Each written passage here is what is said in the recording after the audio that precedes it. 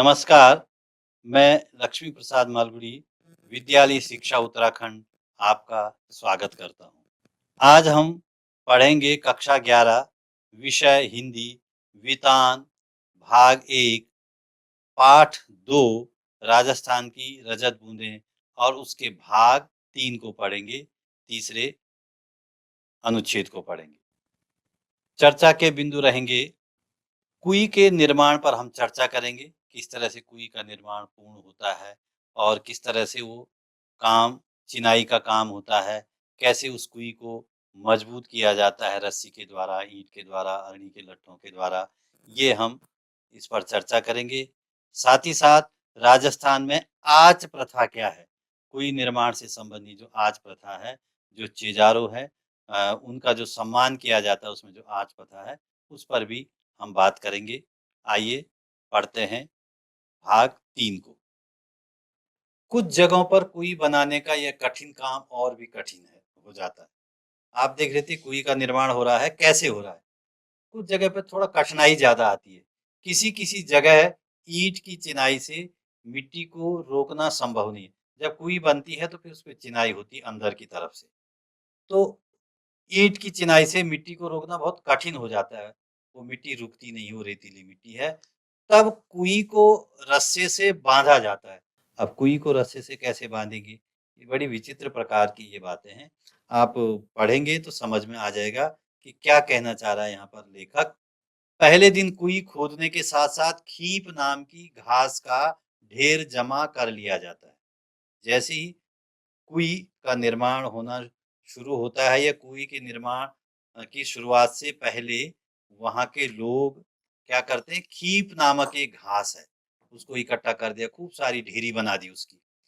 चेजारो खुदाई शुरू करते हैं और बाकी लोग खीप की घास से कोई 3 अंगुल मोटा रस्सा पटने लगते हैं। 3 अंगुल मोटा, इसको आप समझिए 1.5 से 2 इंच कह सकते हैं हम, 2 इंच, 3 इंच भी हो सकता है। तो मोटा एक रस्सा बनाते हो और लगातार बनाते रहते हो। खूब लंबा रस्सा बनता रहता है लगातार हर दिन। अब पहले दिन का काम पूरा होते-होते कुई कोई 10 हाथ गहरी हो जाती है। एक दिन में लगभग ये कह रहे हैं कि 10 हाथ खुदाई होती है। तो आप अगर 60 हाथ गहरा बनाना है, तो आप देखिए 6 दिन में लगेंगे। 6 दिन लगेंगे 60 हाथ कुई बनाने में, अगर 60 हाथ गहरी कुई बननी है तो। तो उस दिन क्या है कि 10 हाथ गहरा हमने कर दिया है। अब उसके बाद उसकी चिनाई करनी है, तो कैसे होगी? इसके तल पर दीवार के साथ सटाकर रस्से का पहला गोला बिछाया जाता है। अब क्या कर रहे हो कि दीवार के साथ जो दीवार है, जो खुदाई की जो बीच में रिक्त स्थान बना, तो चारों तरफ उसकी परिधि में वो रस्सा जो बट रहे हैं खीप की घास का, उसकी कुंडली जैसी बनाई, गोलाई में रस्सा लपेट लिया। अब क्या होगा? उसके ऊपर दूसरी गोलाई लाए, उसके ऊपर तीसरी गोलाई लाए।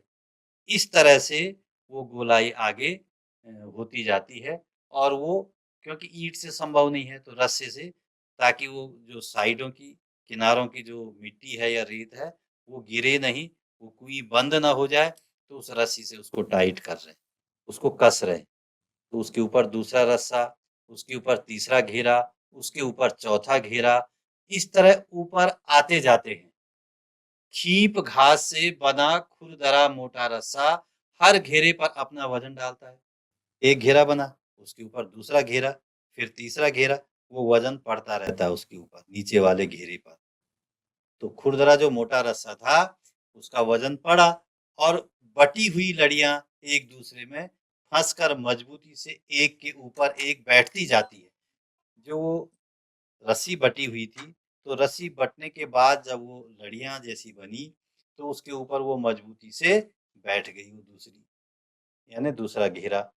रस्से का आखिरी छोर ऊपर रहता है, आखिरी वाला छोर ऊपर ही है, शुरुआती नहीं, आखिरी वाला छोर ऊपर रहेगा। तो इस हिसाब से जब दूसरे दिन खुदाई होगी, फिर वो रस्सी और लंबी होती जाएगी। तो एक ही रस्सी है, अलग-अलग नहीं है, रोज बट रही है।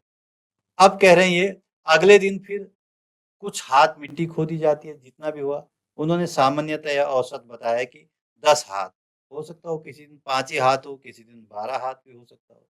तो जितना भी खुदाई हुई, वो रस्से की पहले दिन जमाई गई कुंडली दूसरे दिन खोदी गई जगह में सरका दी जाती है। कुंडली शब्द देखिए, कुंडली ऐसी होती जैसे ये पेन चल रहा है, गोल। आपने सुना होगा एक कथन कि सांप कुंडली मार के बैठा हुआ है। गोल उसने अपना शरीर बनाया हुआ है और बीच में फन निकालता है। तो जो गोलाई होती है उसको कुंडली कहते हैं। जैसे जलेबी है गोलाई में होती है। तो कुंडली का मतलब गोल। तो यहाँ पर वो कुंडली नहीं है जिसको आप समझ रहे हैं। तो कुंडली का मतलब गोलाई। जैसे कुंडल कहते हैं, तो वो गोल होते हैं आम तौर पे, उसका नाम भी तब कुंडली उसी हिसाब से जो गोल हो, वो कुंडल की तरह हो, वो कुंडली हो गया स्त्रीलिंग पुल्लिंग में। तो दूसरे दिन खोदी गई जगह में वो रस्सी खिसक गई, ये स्पष्ट हो गया। ऊपर छूटी दीवार में अब नया रस्सा बांधा जाता है और जो ऊपर की दीवार छूटी हुई है उसमें नया रस्सा बांध दिया। रस्से की कुंडली को टिकाए रखने के लिए बीच बीच में कहीं कहीं चिनाई भी करते हैं। अब वो कह रहे हैं कभी कभी ऐसा भी करते हैं कि रस्सी तो लगी रही उस पे, उसकी दीवारों पर सटा करके, लेकिन थोड़ी थोड़ी कहीं कहीं चिनाई भी करते हैं ताकि वो मजबूती से वो टिका रहे। ऐसा भी करते हैं कभी कभी और कहीं कहीं। लगभग 5 हाथ के व्यास की कुई में रस्से की एक ही कुंडली का सिर्फ एक घेरा बनाने के लिए लगभग 15 हाथ लंबा रस्सा चाहिए। ये गणित का एक विषय भी हो सकता है। अगर मान लो किसी की गोलाई है 1 मीटर, तो आप लगा लें, मतलब व्यास है उसका 1 मीटर, तो गोलाई कितनी होगी? तो ये आप गणित के फॉर्मूले को, सूत्र को लगा सकते हैं। तो व्यास और परिधि में अंतर आप समझ सकते हैं। तो वो कह रहे हैं कि अगर 4-5 5 ही हाथ मान लो आप पूरा, वो कुई का व्यास है। अब पूरा एक घेरा में ये कह रहे हैं कि कम से कम 15 हाथ लंबा रस्सा चाहिए, तब एक घेरा पूरा होगा, यानी 3 गुना। एक हाथ की गहराई में रस्से के 8-10 लपेटे खप जाते हैं। अब आपने ये देखा होगा, गहराई के रूप में मान लो ऊंचाई में गहरे की तरह, ऊपर से नीचे की तरह। अगर एक हाथ गहराई है तो एक बार घुमाने में 15 हाथ रस्सी लगी। अब एक हाथ अगर गहराई हुई तो ये कितना कह रहे हैं, इस पैमाने को भी समझ सकते हैं। यहाँ पर एक तरह से गणितीय फॉर्मूला अनुपम मिश्र जी ने लगाया है। एक हाथ गहरा यदि वो रस्सा 8-10 लपेटे खप जाएंगे उसमें, उस रस्से को लगाएंगे 8 से 10, तो उसको आप 15 से गुणा कर दीजिए, तो इतने हाथ रस्सा लगेगा उसमें। और इतने में ही रस्से की कुल लंबाई 150 हाथ हो जाती है। यानी एक हाथ गहराई में अगर 5 हाथ व्यास वाले कुई को आपने रस्से से बांधा, चिनाई की, तो आप लगा लीजिए कि 150 हाथ हो जाएगी वो। 8 से 10 लपेटे खप जाएंगे इतने में। अब 60 हाथ गहरी कुई होगी। तो आप सोचिए कि कितना लंबा रस्सा बनता होगा, कितना हाथ लंबा, कितना मीटर लंबा वो घास का रस्सा होगा, वो जो मोटा रस्सा, वो भी 2, 3, 4 इंच का। अब यदि 30 हाथ गहरी कुई की मिट्टी को थामने के लिए रस्सा बांधना पड़े, तो रस्से की लंबाई 4000 हाथ के आसपास बैठती है।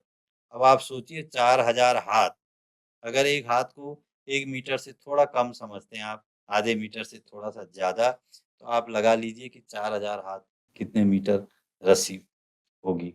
तो कहने का मतलब इतना काम करते हैं और इतनी घास चाहिए और इतने लोग चाहिए, मानव श्रम चाहिए, तब जाकर के वो काम होगा।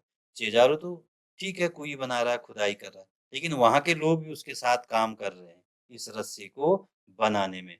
और रस्से को तो बनाने में ठीक काम करें, घास को इकट्ठा भी तो करना है, लाना भी तो है। तो ये सारा सारा समाज लगा रहता है कुई बनाने में। नए लोगों को तो समझ में भी नहीं आएगा कि यहाँ कुई खुद रही है कि रस्सा बन रहा है। ये कह रहे हैं जो नए लोग हैं, वो तो समझ ही नहीं पाएँगे। उन्हें तो रस्सा ही रस्सा दिखेगा, इतना लंबा रस्सा, लगातार रस्सी को बढ़ते जा रहे हैं, बढ़ते जा रहे हैं, बढ़ते जा रहे हैं। वो भ्रम में पड़ जाएँगे कि कोई खुदरी है या रस्सा बना रहे हैं ये लोग। अब ये कह रहे हैं, कहीं-कहीं न तो ज़्यादा पत्थर मिलता है, न खीप ही। कहीं-कहीं पत्थर भी नहीं मिले जिससे चिनाई करें, और न उतनी खीप घास होती है, या खीप घास होती ही नहीं है। तब क्या होगा? लेकिन रेजानी पानी है, ये तो पता लग गया कि यहाँ पर रेजानी पानी है, यानी खड़िया पट्टी चल रही है और कुई बन सकती है, तो वहाँ भी कुई बनाते हो। कैसे बनाते हैं? ऐसी जगहों पर भीतर की चिनाई लकड़ी के लंबे लट्ठों से की जाती है। अब रस्सी भी नहीं है और पत्थर भी उतनी नहीं है, तो वो क्या करते हैं, लकड़ी के लंबे लट्ठे हैं, जितने भी हाथ हों, खूब सारे लट्ठे इकट्ठे कर दिए उन्होंने। लट्ठे किसके करेंगे? उनके भी कुछ नाम दिए हैं उन पेड़ों के। अरणी, बण यानी कैर कहते हैं, बावल या कुम्भट भी कहते होंगे उसको। इनके पेड़ों के डगालों से बनाए जाते हैं। जो पेड़ों के डगाल, जो टहनियाँ होती हैं, उनसे बनाते हैं वो उन लट्ठों को। और वो लट्ठे कुई पर खड़े कर दिए जाते हैं। जैसे बाँस को खड़ा कर दिया, किसी लट्ठे को खड़ा कर दिया और बिल्कुल चिपका करके उसको दीवार के रूप में उन लट्ठों को बनाना है। इस तरह से वो कुई को रोकते हैं। वो धँसे नहीं, मिट्टी गिरे नहीं। तो ये काम होता है रिजानी पानी प्राप्त करने के लिए। अगर खीप घास नहीं है, पत्थर भी नहीं है, तो लट्ठों का प्रयोग होता है। किसके लट्ठों का होता है? अरणी, बण, बावल, कुम्भट, ये इनके रस लट्ठों का प्रयोग किया जाता है। इस काम के लिए सबसे उम्दा लकड़ी अरणी की ही है। अरणी की सबसे अच्छी लकड़ी मानी जाती है, ये कह रहे हैं। पर उम्दा या मध्यम दर्जे की लकड़ी न मिल पाए तो आक तक से भी काम लिया जाता है। उम्दा माने श्रेष्ठ, सबसे अच्छी। तो अगर अरणी की लकड़ी नहीं मिली जो कि सबसे श्रेष्ठ है, दूसरी भी नहीं मिली, यहाँ तक कि आक होता है, एक अर्क कहते हैं संस्कृत में, तो आक की जो लकड़ियां हैं उससे भी काम चला लेते हैं, जबकि वो बहुत कच्ची होती है, लेकिन वो इस तरह से उसको पैक करते हैं, इस तरह से उसको टाइट जोड़ते हैं एक दूसरे से, उससे भी कुई बना लेते हैं। बनाना है कुई, चाहे उसके लिए कितने जतन क्यों ना करना पड़े।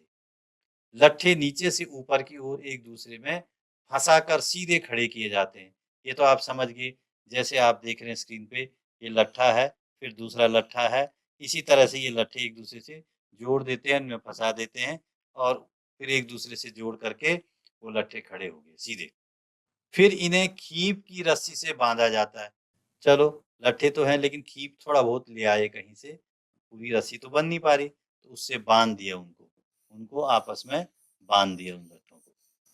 तो बांध दिया तो उसका क्या लाभ हुआ कि वो लट्ठे जकड़ गए। तो कहीं-कहीं चग की रस्सी भी काम में लाते हैं। चग भी है, उसकी भी रस्सी बनती होगी, तो उसको भी काम में लाते हैं। जैसे उत्तराखंड में भी तमाम तरह की व्हीकल वगैरह की रस्सी बनती है।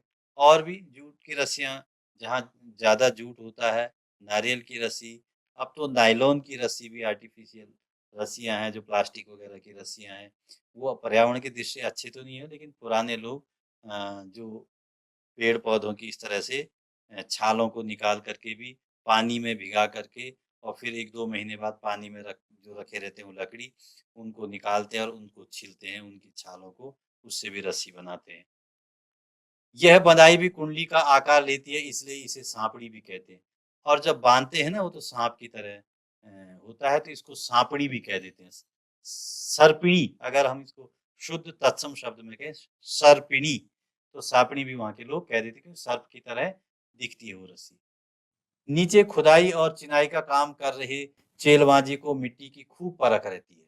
उसको पता है कि अब मिट्टी का कौन सा स्तर आ रहा, कौन सा लेयर आ रहा, अब हम कितने नज़दीक हैं पानी के।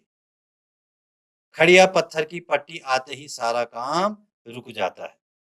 उसको ये पता चल जाता है कि खड़िया पट्टी आने वाली है। मिट्टी अपना स्वरूप बदलती रहती होगी, वहाँ की रेत, तो अंदाज रहता है उनको कि खड़िया पट्टी कितनी दूर है। और जैसे ही खड़िया पत्थर आ गया, तो फिर काम रुक दिया। हाँ जी, खड़िया पत्थर आ गया, अब कुई यहीं तक बनेगी, क्योंकि उसको नहीं तोड़ सकते हैं उस पत्थर को। तो खड़िया पत्थर की पट्टी आई और कुई का निर्माण रुक गया। अब वहां से फिर पूरी कुई पैक कर दी जाएगी। कर तो रहे साथ साथ, लेकिन जो कुछ भी उसमें बाकी काम रहेगा वो करना होगा और चेलवांजी चेजारो ऊपर आ जाएगा। इस क्षण नीचे धार लग जाती है, नीचे, और चेजारो ऊपर आ जाते हैं। नीचे का काम सारा पूरा हुआ और चेजारो कुई से ऊपर आ जाता है, उसको ऊपर निकाला जाता है। कुएं की सफलता यानी सजलता उत्सव का अवसर बन जाता है। जैसे बताया था कि पानी की एक-एक बूंद चांदी की बूंदों के समान है। तो वहां पर ये पता लग गया कि कुएं बन गई तो अब पानी निकलेगा हमारा, वो मीठा पानी हमें मिलने लग जाएगा। तो वो उत्सव मनाते हैं, जैसे बहुत उत्सव में हम खुश रहते हैं, प्रसन्न रहते हैं, ऐसे लोग एक दूसरे के गले मिलते हैं और खुशी मनाते हैं। यूँ तो पहले दिन से ही काम करने वालों का विशेष ध्यान रखना यहाँ की परंपरा है। जो काम कर रहे हैं, चाहे वो चिनाई में पत्थर ला रहे हैं और चाहे वो रस्सी बना रहे हैं, चाहे वो मदद कर रहे हैं, मलबा को ऊपर खींच रहे हैं या रेत को नीचे फेंक रहे हैं ताज़ी हवा के लिए, चेलवांजी के लिए, तो उस उनका ख़्याल शुरू दिन से रखते हैं, प्रारंभ से ही खाना-पीना तमाम व्यवस्थाएँ। और वो राजस्थान की परंपरा भी है, अतिथि देवो भव आओ भगत की परंपरा भी खूब है वहाँ। ये कह रहे हैं फिर भी काम पूरा होने पर तो विशेष भोज का आयोजन होता है, बस पूरा भोज होना है सब लोगों के लिए। चेलवांजी को विदाई के समय तरह-तरह की भेंट दी जाती है। उसने बहुत बड़ा काम किया। वो कोई एक दिन नहीं, वर्षों-वर्षों चलेगी। पीढ़ियों-पीढ़ियों तक चलती रहेगी वो कुई। क्यों? कुई बन गई, हर वर्ष वर्षा होती है, हर वर्ष नमी होगी और हर वर्ष उसमें नमी होगी तो पानी रहेगा।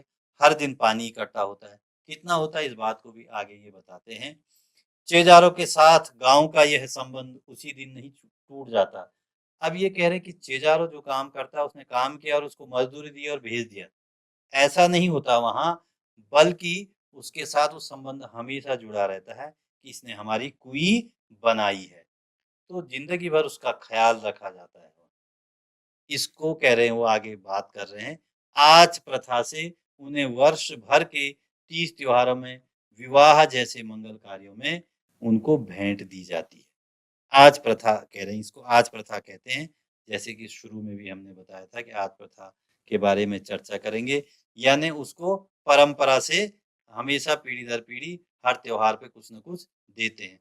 पहले हमारे उत्तराखंड में, पहाड़ों में भी होता था, जो हमारे कारीगर होते थे, हमारे कृषि के यंत्र बनाते थे, हमारे बर्तन बनाते थे, हमारे लिए वाद्य यंत्र बजाते थे या जो हमारे कर्मकांड को संपन्न करवाते थे, उन लोगों को भी त्योहारों पर या हर संक्रांति पर कुछ न कुछ देते थे या नई फसल पर भी उनको फसल का कुछ हिस्सा दिया जाता था। भारत के और क्षेत्रों में भी ऐसे ही था पहले। अब तो किसी भी काम को करते हैं, हाँ, दिहाड़ी बोलो, अपनी मज़दूरी बोलो 1 दिन की, वो पकड़ाया और किनारा, हमारा आपका संबंध खत्म। लेकिन तब पीढ़ी दर पीढ़ी प्रथा होती थी, इसीलिए वो कह रहे हैं कि वर्ष भर उनको तीज त्योहारों पे, विवाहों पर जो मंगल कार्यों पर दिया जाता था, वो नेक यानी नेक जो अच्छे इरादे से दी जाती है जो चीज़ें, उसको नेक कह रहे हैं, तो वो भेंट दी जाती थी। और फसल आने पर खलियान में उनके नाम से अनाज का एक अलग ढेर भी लगता था। पहाड़ों में भी होता था। एक शब्द पहाड़ों में प्रयोग करते थे, अलग जगह अलग-अलग करते थे, चाहे वो हमारे कारीगर हों, किसी तरह के भी कारीगर हों और चाहे हमारे धर्म कर्म को पूर्ण करने वाले ब्राह्मण हों, उनको अनाज का एक हिस्सा देते थे। आपने प्रेमचंद की एक कहानी सुनी होगी या एक कहानी है अगर नहीं सुनी होगी, अ अ, डेढ़ सेर, सवा सेर गेहूँ, इस पर ही पूरी कहानी है। अब सिर्फ़ मज़दूरी देकर भी काम करवाने का रिवाज आ गया है। अब ऐसा ज़माना भी हो गया, अब आदमी लंबे समय तक संबंध नहीं रख पा रहा है। तो वो क्या करता है, जब संबंध है, तो काम करवाया, उसके बदले मज़दूरी दे दी और बात खत्म। दोबारा काम करवाना है, बुलाया, फिर मज़दूरी दी, बाकी कोई संबंध नहीं है। ऐसा दौर आ गया है, तो उसी बात को कह रहे हैं, कि ये रिवाज आ गया, ये परंपरा अब होने लगी। कई जगहों पर चेजारों के बदले सामान्य गृहस्थ भी इस विशिष्ट कला में कुशल बन जाते। सिर्फ चेजारो ही नहीं, जो खानदानी चेजारो नहीं बल्कि आम गृहस्थी भी जो होंगे, वो भी धीरे-धीरे इस काम को सीख जाते हैं। अब ये बता रहे हैं कि जैसलमेर एक जिला है राजस्थान का। जैसलमेर के अनेक गाँव में पालीवाल ब्राह्मण हैं। मेघवाल ब्राह्मण भी होते थे, मेघवाल होते होंगे, लेकिन अब अनुसूचित जाति के अंतर्गत आते होंगे वो अब। तो उनके हाथों से 100-200 वर्ष पहले बनी पार या कुइयाँ आज भी बिना थके पानी जुटा रही है। ब्राह्मणों ने या मेघवालों ने कुइयाँ बनाई होगी 100-200 वर्ष पहले। तो वो आज भी पार का मतलब हुआ कुइयाँ, जहाँ कुई बनी वहाँ गाँव के साथ भी पार लग जाता है।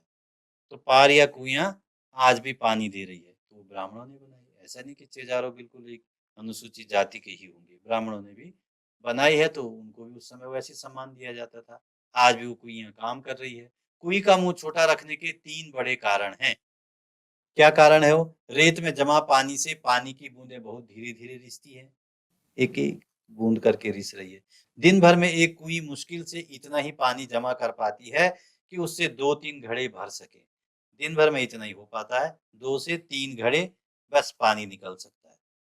अब 24 घंटे में आपने 3 घड़े पानी निकालना है औसतन।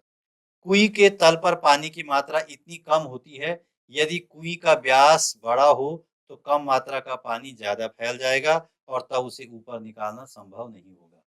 अब इस बात को आप समझिए, वो कह रहे हैं अगर 4-5 हाथ व्यास होता है, मान लो कुई को फैला दिया, 7-8 हाथ व्यास कर दिया या 10 हाथ व्यास कर दिया।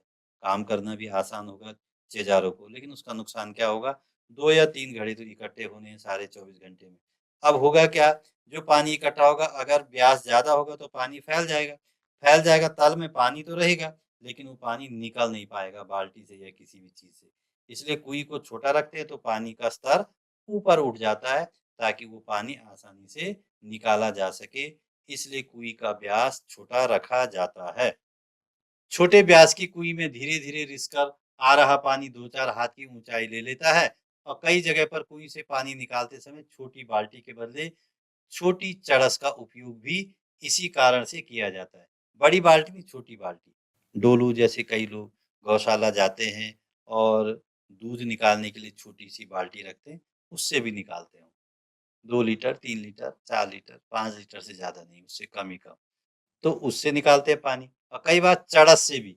चड़स को भी समझिए, आपने ऐसा एक थैला देखा होगा या ये कहें कोई ट्यूब है, किसी ट्रक की ट्यूब है और उसको एक तरफ से चिपका दो, कटी काट दो ट्यूब को, एक तरफ से चिपका दो, वो थैला जैसा बन गया और जो उसका जिस तरफ से खुला है, उसके चारों तरफ से एक कड़ा जैसा उस पर घेरे में चिपका दो, बाँध दो और उस कड़े पर रस्सी लगा दो। अब उसको जब हम नीचे कुएँ में डालेंगे, तो वो कड़ा पूरी तरह से ज़मीन में बैठ जाएगा और जब उसको खींचेंगे उस ट्यूब को, तो वो उसमें पानी भर जाएगा। ऐसे ही चरस भी होता है, तो चरस का प्रयोग करते हैं कुछ स्थानों पे। धातु की बाल्टी पानी में आसानी से डूबती नहीं है, इसलिए वो जो कड़ा जिस पे लगा हुआ वो आसानी से डूब जाएगा। पर मोटे कपड़े या चमड़े की चरस के मुँह पर लोहे का वज़नी कड़ा बंधा होता है। चरस पानी से टकराता है, ऊपर का वज़नी भाग नीचे चला जाता है और फिर उसमें उसको खींचेंगे तो पानी आ जाएगा। इस तरह कम मात्रा के पानी में भी ठीक से डूब जाएगा वो कड़ा। भर जाने के बाद ऊपर उठते ही चरस अपना पूरा आकार ले लेता है। पिछले दौर में ऐसे कुछ गाँवों के आसपास से सड़कें निकली हैं, जहाँ ये कुइयाँ बनती होंगी। तो विकास जब होता है तो सड़कें ज़रूर जाती हैं। तो उसके आसपास से भी सड़कें निकल रही है और पास में ही वो कुइयाँ भी बनी हैं। एक ही क्षेत्र में एक से अधिक कुइयाँ भी होती हैं, इसको भी हम पढ़ेंगे। अब लोग वहाँ से जा रहे हैं बसों से, ट्रक वाले जा रहे हैं, तो ट्रक वाले भी दौड़ रहे हैं। अब ट्रक वाले की जो ट्यूब है, फटी हुई ट्यूब उसको ले लेते हो और छोटी चरसी बन जाती है। तो आइए हम इसके मूल्यांकन को समझते हैं। मूल्यांकन के यहाँ पर 2 प्रश्न हैं। चेजारों द्वारा कुएं की खुदाई कब रोक दी जाती है? ये हमने पाठ में पढ़ा। जब उन्हें लगता है, उनका अनुभव है चेजारों का और उनको पता लग जाता है कि अब खड़िया पट्टी आने वाली है। जैसे ही खड़िया पट्टी आ जाती है, वैसे ही कुएं की खुदाई रुक जाती है। दूसरे बिंदु में चर्चा करते हैं ये, जो कुएं की खुदाई करते हैं चेजारो या चेलमांजी, गांव वालों का उनके साथ कैसा संबंध रहता है। यहाँ पर पहले भी बताया गया था, गांव वालों के साथ उनका संबंध पीढ़ी दर पीढ़ी रहता है। आज प्रथा के तहत उनको हर उत्सव, पर्व, त्योहार, मंगल कार्यों में नेक दी जाती है, भेंट दी जाती है। ये संबंध हमेशा बना रहता था उनका। भले ही आज का दौर थोड़ा सा बदल गया, मजदूरी वाला आ गया, लेकिन तब ये प्रथा पहले हमेशा बनी रही और कहीं-कहीं अभी भी है। तो चर्चा के बिंदु में हमने अब तक पढ़ा कुएं का निर्माण राजस्थान में किस प्रकार से किया जाता है, ये स्पष्ट हो चुका है।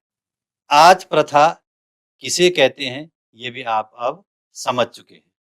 गृह कार्य में आपने ये प्रश्न करने हैं दो।